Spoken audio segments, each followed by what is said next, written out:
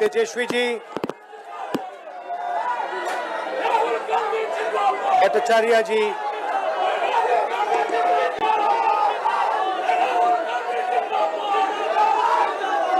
राजेश राम जी, मुकेश साहनी जी, अनिल जैन जी, शशि प्रताप प्रजापति जी और भाइयों और बहनों, आप सबका यहाँ बहुत बहुत स्वागत। आपसे माफी चाहता हूँ कि इतनी गर्मी में आपको यहाँ बैठा दिया है। ये शामियाना भी बंद था बिल्कुल।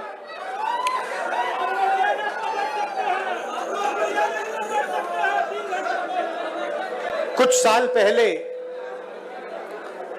अमित शाह ने बयान दिया, एक बार नहीं अनेक बार, कि अब बीजेपी की सरकार 40-50 साल चलेगी। हाँ, और मैं सोच रहा था कि यह व्यक्ति कैसे कह सकता है, इसको कैसे मालूम कि बीजेपी की सरकार 40-50 साल चलेगी। हम सब राजनेता हैं, जनता क्या करेगी, जनता के दिल में क्या होता है, जनता ही जानती है। तो ऐसा बयान देना कि अब हमारी सरकार 40-50 साल चलेगी, यह अजीब सा बयान है। और उस टाइम मैंने सोचा था कि इसको कैसे मालूम कि 40-50 साल के लिए सरकार चलेगी। और अब सच्चाई पूरे देश के सामने आ गई है। वो ये बात इसलिए कह सकते हैं कि वो वोट चोरी करते हैं, और ये चोरी इन्होंने अभी नहीं चालू की। मैं आपको बता रहा हूं, एक दिन ये आएगा बाहर। ये चोरी सालों से हो रही है। ये चोरी गुजरात में पहले शुरू हुई, उसके बाद 2014 में नेशनल लेवल पे आई, उसके बाद चुन चुनकर ये लोग स्टेट जीतते हैं और हरवाते हैं। और ये बात मैं नहीं कहता था क्योंकि मेरे पास सबूत नहीं था, क्योंकि मैं आमतौर से ऐसे मंच पर मैं झूठ नहीं बोलता हूं। मैं वही बोलता हूं जो सच है, जिसके बारे में मुझे पूरी जानकारी है। इसलिए मैंने बहुत सालों, मुझे लगा और आप सबको भी लगा, मुझे लगा कि कुछ ना कुछ गड़बड़ है। मगर हम जिम्मेदार राजनेता हैं, तो मैंने कहा जिस दिन तक सबूत नहीं मिलेगा उस दिन तक मैं खुलकर नहीं कहूंगा कि वोट चोरी हो रही है। और फिर क्या होता है, महाराष्ट्र और हरियाणा के चुनाव आते हैं, सबसे पहले डेट बदल देते हैं, चुनाव की डेट बदल देते हैं। जो इलेक्शन कमीशन को चुनने का तरीका है, मैं मोदी जी के साथ बैठा हूं, मैं आपको बताता हूं चुनने का क्या तरीका है। चुनने का तरीका है, प्रधानमंत्री डिसाइड करता है इलेक्शन कमिश्नर कौन बनेगा। वहां पे विपक्ष के नेता को बैठा देते हैं, वो सीधा कहते हैं भैया हमें लग रहा है कि इस आदमी को बनना चाहिए, विपक्ष का नेता रोक नहीं सकता। फिर 2023 में, भैया शांत हो जाए, 2023 में बीजेपी ने एक नया कानून बनाया। क्या था कि इलेक्शन कमिश्नर पर कोई केस नहीं लगाया जा सकता है। आप सोचिए, हिंदुस्तान के सब नागरिक पर केस लगाया जा सकता है। आप कुछ गलत करो, पुलिस आ जाएगी, एफआईआर हो जाएगा। 2023 तक इलेक्शन कमीशन और इलेक्शन कमिश्नर पर केस किया जा सकता था। 2023 में छुपे छुपे बीजेपी ने कानून बदला। नया कानून कहता है कि इलेक्शन कमिश्नर पर कोई जुडिशियल कार्रवाई नहीं की जा सकती, कोई केस नहीं लगाया जा सकता। अब आप पूछिए अपने आप से कि यह कानून क्यों बनाया गया? चोरी करवाने के लिए, कि ये लोग बिना डरे चोरी कर पाए। तो महाराष्ट्र में इन्होंने क्या गलती की, ये थोड़ा ज्यादा कर दिया। गलती से ये डरे हुए थे, तो इन्होंने कहा कि भैया महाराष्ट्र का चुनाव है, हरियाणा का चुनाव है, इसको जीतना है। इन्होंने चोरी थोड़ी ज्यादा कर दी, हमने पकड़ ली। जैसे अगर कोई आपके बटुए से 10 रुपए चोरी करे, शायद आपको पता ना लगे, मगर अगर एक दिन आपके बटुए में से 1000 रुपए गायब हो गए तो आप कहोगे भैया ये तो किसी ने चोरी की है। यही हुआ हरियाणा में और महाराष्ट्र में। महाराष्ट्र में आप सुनिए, महाराष्ट्र में लोकसभा में हमारी पार्टी जीतती है, स्वीप करती है, ज्यादा से ज्यादा सीटें महाराष्ट्र में हमारा गठबंधन जीतता है। 4 महीने बाद हमारी 3 पार्टियां वहां पे, बड़ी बड़ी पार्टियां हैं, गहरी पार्टियां हैं, कांग्रेस पार्टी, एनसीपी, शिवसेना, तीनों मिलकर लड़ रही थी, गायब हो गई। तीनों की तीनों गायब हो गई। मतलब हमें 15 सीट मिल रही है, शिवसेना को, एनसीपी को मिला, सबको मिला के 25-30 सीटें मिल रही हैं। तो हमने पता लगाना शुरू किया। पता क्या लगा कि लोकसभा के बाद इलेक्शन कमीशन ने लाखों, तकरीबन 1 करोड़ से थोड़े कम नए वोटर लिस्ट में डाल दिए। नए वोटर लिस्ट में डाल दिए, और जहां भी नए वोटर आए वहां पे बीजेपी जीती। हमारे वोट कम नहीं हुए। अगर लोकसभा में हमें 100 वोट मिले, विधानसभा में हमें 100 वोट मिले, हमारे वोट कम नहीं होते, बीजेपी के बढ़ते हैं। कहां बढ़ते हैं? जहां नए वोटर आए।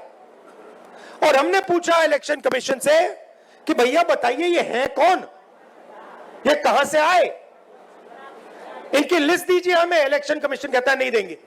क्या कर लोगे? हम नहीं देंगे। उसके बाद हमने कहा देखिए वीडियोग्राफी का कानून है, आपने देखा होगा पोलिंग बूथ में वीडियो कैमरा लगे हुए हैं, देखा आपने? हमने कहा चलो लिस्ट नहीं देनी तो वीडियोग्राफी दे दो, हम देखना चाहते हैं कितने लोगों ने वोट किया, कब किया। कहते हम नहीं देंगे। और उसके बाद उन्होंने कानून बदल दिया और कहा कि 45 दिन के अंदर वीडियोग्राफी को रद्द कर दिया जाएगा, डिस्ट्रॉय कर दिया जाएगा। तो महाराष्ट्र में हमने पकड़ लिया इनको, हरियाणा में भी यही किया।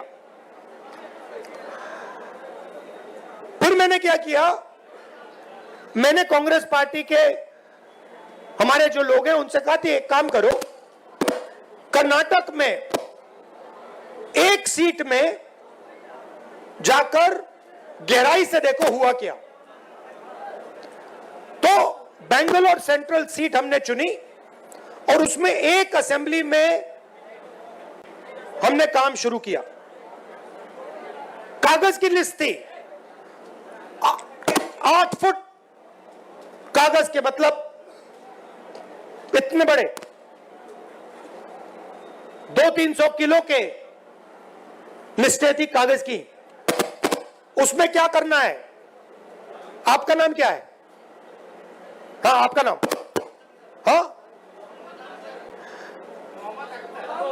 उसमें क्या करना पड़ा हमें? मोहम्मद अख्तर जी का चेहरा लाखों दूसरे चैनलों से फोटोग्राफ को मिलाना पड़ा। मतलब इनकी फोटो देखी और हर फोटो से मिलानी पड़ी, इनका नाम देखा, हर नाम से मिलाना पड़ा, इनका एड्रेस देखा, हर एड्रेस से मिलाना पड़ा। 6 महीने लगे। 30-40 लोग 16-16 घंटे काम किए। हमें पता लगा कि महादेवपुरा असेंबली में 1 लाख फर्जी वोटर थे। कोई वोटर 4-5 बार उसका नाम आ रहा है, इस बूथ में आ रहा है, इस बूथ में आ रहा है, इस बूथ में आ रहा है, उस बूथ में आ रहा है। छोटा सा घर है, 1 बेडरूम का घर है, उसमें 70-80 लोग रहते हैं। जब हमने आदमी भेजा, भाई पता लगाओ इसमें 70 लोग रहते हैं, कहते भैया यहां तो कोई रहता नहीं है, यहां तो 4 लोग रहने। 1 लाख नए वोटर इन्होंने एक असेंबली में ऐड कर दिए। अब सुनिए, अगर आप उस असेंबली को हटा दो, माधेपुर वो बेंगलोर सेंट्रल में 7 असेंबली हैं, अगर आप उस असेंबली को हटा दो तो 6 की 6 में कांग्रेस पार्टी जीत रही थी। अगर आप वो एक असेंबली जोड़ दो, वो जो 1 लाख वोटर ऐड किए वो सारे के सारे बीजेपी को गए और बीजेपी लोकसभा जीत गई। अब हमने प्रेस कॉन्फ्रेंस की, देश के सामने, दुनिया के सामने, और दूध का दूध पानी का पानी हो गया। आप नोट करो, बीजेपी के एक नेता ने, आमतौर से हर चीज पे टिप्पणी करते हैं, मेरे प्रेस कॉन्फ्रेंस पे बीजेपी के एक नेता ने बयान नहीं दिया। मोदी जी ने एक शब्द नहीं बोला, अमित शाह ने एक शब्द नहीं बोला। जब चोर को पकड़ा जाता है, चोर बिल्कुल चुप हो जाता है। जब पुलिस वाले उससे पूछते हैं क्या किया, बिल्कुल चुप हो जाता है, कुछ बोलता नहीं हो, क्योंकि जानता है कि भैया पकड़ लिया, फंस गया। तो ये हुआ है। अब वोट का क्या मतलब है? आप कहोगे ठीक है भैया, बीजेपी वोट ले गई, वोट बढ़ा दिए, बिहार में 65 लाख वोट कम कर दिए। अच्छा, इनका तरीका मैं आपको बताता हूं। ये क्या करते हैं, ये 65 लाख वोट कम करेंगे और फिर 65 लाख वोट जोड़ेंगे, ये इनका गेम है। तो अब आप भैया भैया माइक तो ठीक कर दो।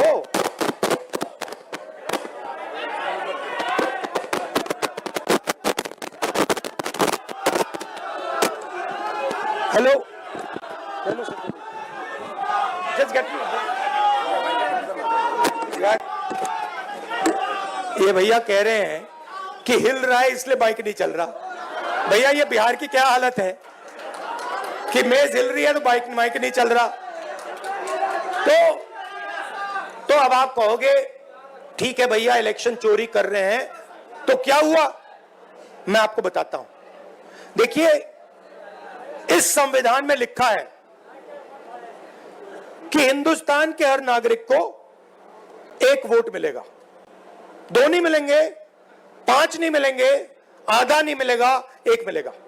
मतलब अगर दलित है, ईबीसी है, पिछड़े वर्ग के हैं, मुसलमान हैं, हिंदू हैं, जो भी हैं, 1 वोट मिलेगा, 2 नहीं, आधा नहीं। अंबानी जी का जो बेटा है उसे उतने ही वोट मिलते हैं जितने देश के सबसे गरीब बच्चे को मिलते हैं, 1। और वोट को सबसे ज्यादा किसको जरूरत होती है?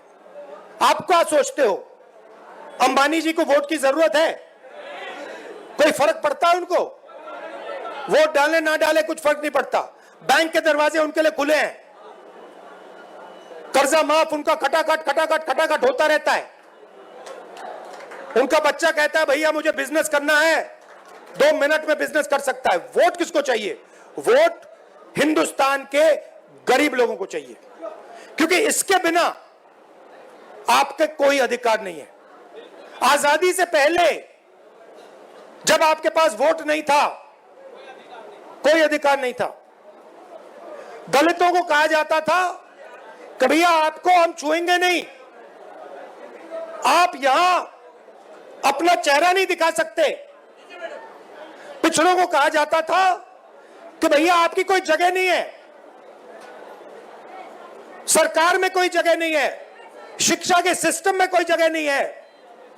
ये सारा का सारा जो आया है, ये आजादी के बाद संविधान के कारण आया है। और संविधान क्या है? अगर जिस दिन आपने वोट खत्म कर दिया, उस दिन इसका कोई मतलब नहीं रहता है। जो इसमें जो शक्ति है, ये किताब नहीं है, ये हिंदुस्तान की शक्ति है, हिंदुस्तान की आत्मा की शक्ति है। वो शक्ति इसमें कहां से आती है? वोट से आती है। वोट निकाल दिया तो जो भी इसमें लिखा है उसका कोई मतलब नहीं है, क्योंकि शक्ति नहीं है उसमें, पावर ही नहीं है, दम ही नहीं है। दम वोट से आता है। अब मोदी जी ने पहले कहा, याद रखिए, ये जो आरएसएस के लोग हैं, ये तिरंगा को सैल्यूट नहीं करते थे, ये नहीं करते थे। अभी खड़े हो जाते हैं ऐसे, मगर दिल अंदर दूसरा करता है, क्योंकि ये जानते हैं कि ये जो किताब है ना, ये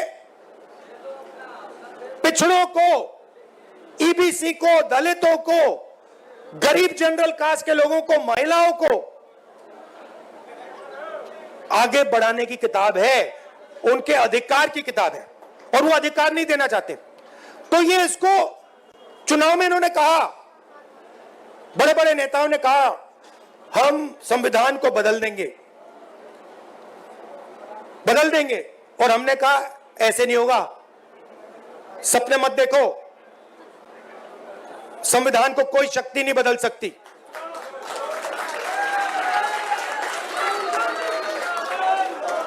मगर हमें यह नहीं मालूम था, शक था मगर सबूत नहीं था कि ये इसको खत्म करने में लगे हुए हैं, क्योंकि ये वोट चोरी कर रहे हैं।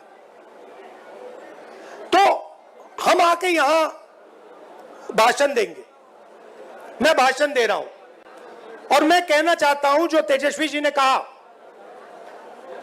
अंबेडकर जी का सपना, गांधी जी का सपना, कर्पूरी ठाकुर जी का सपना, उसको पूरा करना चाहते हैं। मगर अगर वोट नहीं है, उसको कोई मतलब नहीं है।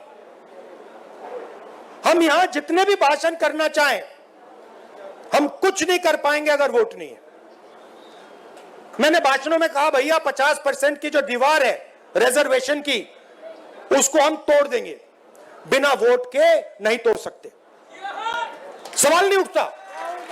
हम मतलब भाषण देते रह जाएंगे। अगर वोट चला जाएगा, आरएसएस का कंट्रोल हिंदुस्तान की संस्थाओं पर होगा, और जो प्रगति होनी चाहिए वो नहीं होने वाली।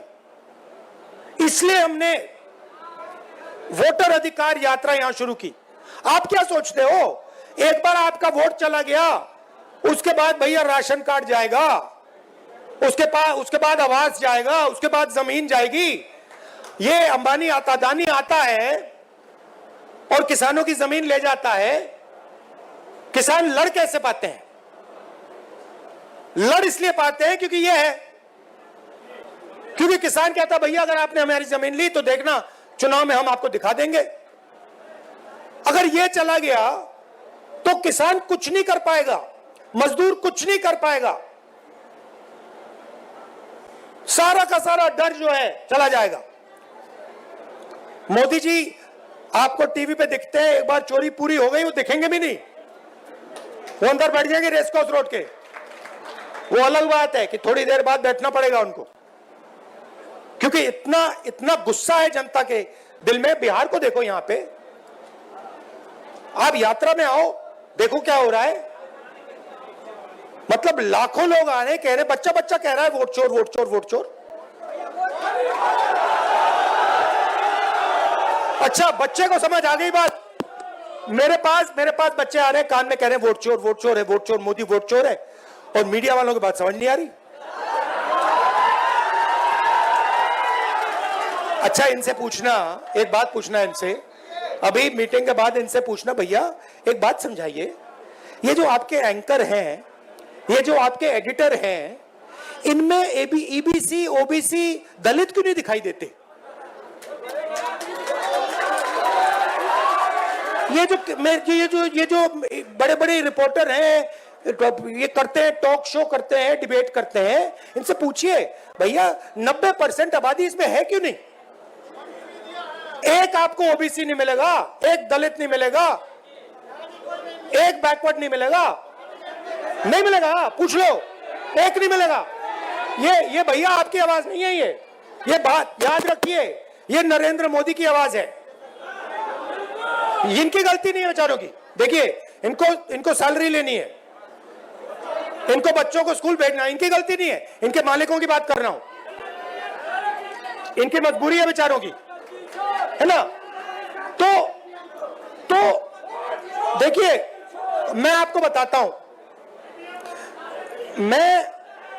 मुझ में अजीब सी बात है, जब मैं छोटा सा था तब से, जब मैं मन बना लेता हूं ना कि ये करना है, बस गया काम, वो होगा। और मैं बता रहा हूं, मैं मतलब आधा काम नहीं करता हूं।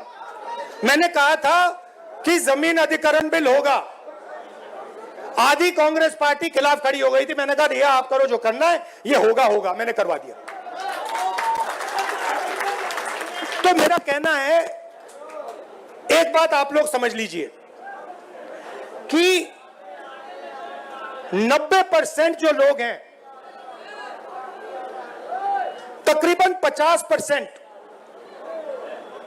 बैकवर्ड कास्ट में आते हैं, उसमें ईबीसी है, ओबीसी है, तकरीबन 15% दलित हैं, उसमें महादलित भी हैं, तकरीबन 15% माइनॉरिटीज हैं।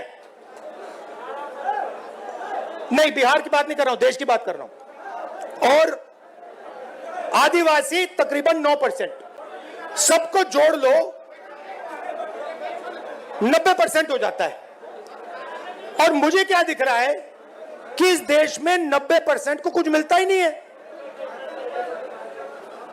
आप देखते रह जाते हो। तो आने वाले समय में जो 90% है, उसको राजनीति में, हिंदुस्तान के इंस्टीट्यूशंस में, सारी जगह भागीदारी मिलनी होगी। और एक नए तरीके से आप समझ लो कि यहां पे जो आपने किया है ना, ये जो नारा दिया है वोट चोर वोट चोर, ये आपने बिहार से पूरे देश में फैला दिया है, पूरे देश में फैला दिया आपने। अब मोदी जी भाषण देंगे और वहां पे उनके सामने छोटे छोटे बच्चे कहेंगे वोट चोर वोट चोर वोट चोर, लग गया ठप्पा। तो मैं आपका धन्यवाद करना चाहता हूं, और जिन्होंने रास्ता दिखाया, किसने? कर्पूरी ठाकुर जी ने, मंडल जी ने, अंबेडकर जी ने, गांधी जी ने, जिन्होंने हमें रास्ता दिखाया, उनका मैं दिल से धन्यवाद करता हूं। नमस्कार।